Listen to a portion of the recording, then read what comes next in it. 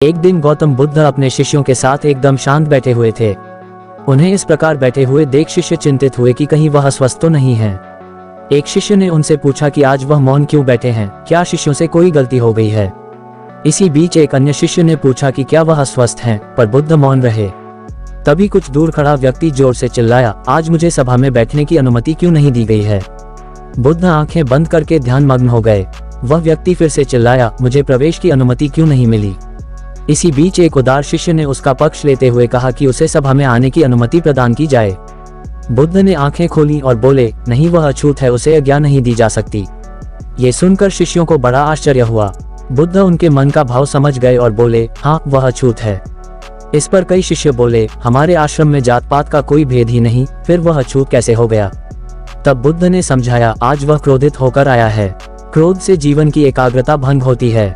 क्रोधी व्यक्ति प्रायः मानसिक हिंसा कर बैठता है, इसलिए जब तक वह क्रोध में रहता है तब तक अछूत होता है। इसलिए उसे कुछ समय एकांत में खड़े रहना चाहिए। क्रोधित शिष्य भी बुद्ध की बातें सुन रहा था। पश्चाताप की अग्नि में तप कर वह समझ चुका था कि अहिंसा ही मनुष्य का महान कर्तव्य व परम धर्म है। वह बुद्ध के चरणों में गिर पड़ा और कभी क्रोध न करने का प्रण लिया। शिक्षा आशय यह है कि क्रोध के कारण व्यक्ति अनर्थ कर बैठता है और पश्चाताप उसे बाद में होता है, जिसका कोई लाभ नहीं मिलता। इसलिए हमें क्रोध नहीं करना चाहिए। असल मायने में क्रोधित व्यक्ति अछूत हो जाता है और उसे अकेला छोड़ देना चाहिए।